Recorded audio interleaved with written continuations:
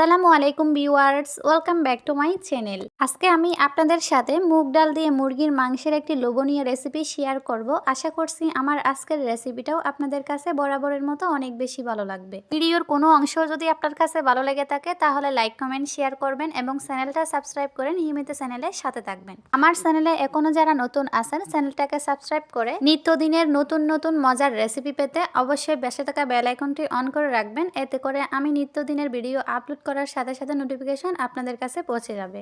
তাহলে চলুন মূল রেসিপিটা দেখে নিই। রান্নাটা করার জন্য আমি নিয়েছি মেজারমেন্ট কাপের 1 কাপ মুগ ডাল। ডালটাকে ভালো করে একটা শুকনো কড়াইতে দিয়ে ভেজে নিতে হবে অল্প কিছুক্ষণের জন্য। এতে করে ডাল থেকে একটা সুন্দর ফ্লেভার ছড়াবে আর ডালটা সিদ্ধ হতে একদমই সময় লাগবে না। ডালগুলো ভাজা হয়ে গেছে, এখন আমি নামিয়ে ধুয়ে নিয়েছি। এদিকে নিয়েছি 300 গ্রামের মতো মুরগির মাংস, অল্প পরিমাণে হলুদ, অল্প পরিমাণে মরিচের গুঁড়া আর পরিমাণ মতো লবণ দিয়ে একটু ম্যারিনেট করে নিয়েছি। এখন যে প্যানে রান্নাটা করব সেই প্যানে অল্প পরিমাণে তেল দিয়ে এখন আমি সেই ম্যারিনেট করা মাংসের টুকরাগুলো দিয়ে হালকা লালচে করে ভেজে নেব।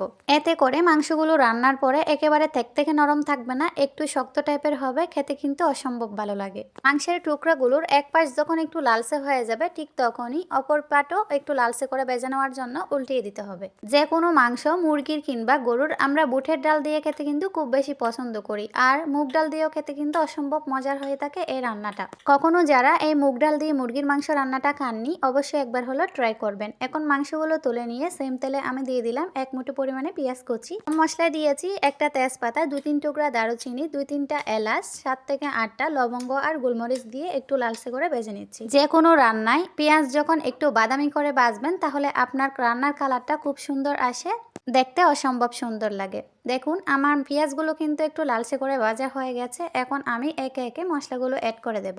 দিয়ে দিচ্ছি 1 টেবিল চামচ আদা রসুনের পেস্ট, 1.5 টেবিল চামচের মতো শুকনো মরিচের গুঁড়া, 1.5 টেবিল চামচ হলুদের গুঁড়া। ঝালের পরিমাণ আপনার পছন্দ অনুযায়ী কমিয়ে কিংবা বাড়িয়ে দিতে পারবেন।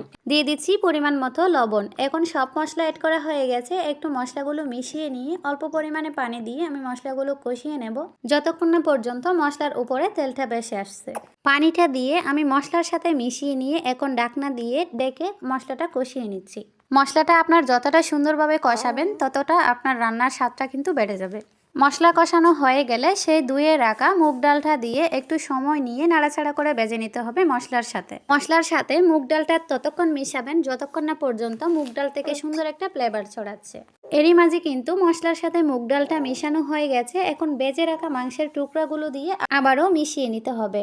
মনে রাখবেন মুগ ডাল দিয়ে মুরগির মাংসের রান্নাটা করার ক্ষেত্রে মুরগির মাংসগুলো ছোট ছোট করে দেবেন, এতে করে কিন্তু মাংসের ভিতরে মশলাটা প্রপারলি ঢুকতে পারবে। মাংসের সাথে মুগ ডালটা মিশ্রণ হয়ে গেছে, এখন আমি অ্যাড করে দিচ্ছি পরিমাণ মতো ফুটন্ত গরম পানি।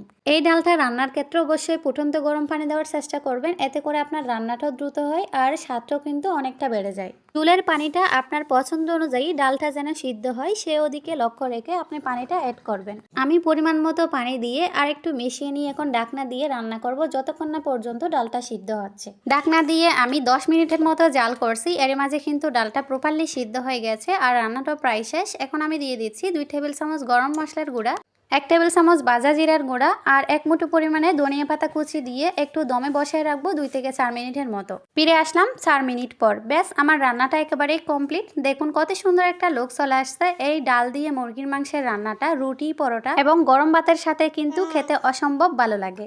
একঘেয়েমি একরকম মুরগির মাংস রান্না না করে একটু ভিন্ন ধরনের ট্রাই করতে পারেন, আশা করছি অনেক বেশি ভালো লাগবে এই রান্নাটা। এর মাঝে কিন্তু রান্নাটা একবারে কমপ্লিট, আমি নামিয়ে পরিবেশন করছি। আশা করছি আমার আজকের রেসিপিটা আপনাদের কাছে অনেক বেশি সহজ মনে হয়েছে। আজ তাহলে এখানেই বিদায় নিচ্ছি, চলে আসবো নতুন কোনো রেসিপি নিয়ে। সে পর্যন্ত সবাই ভালো থাকবেন, সুস্থ থাকবেন, আমাদের জন্য দোয়া করবেন। আল্লাহ হাফেজ।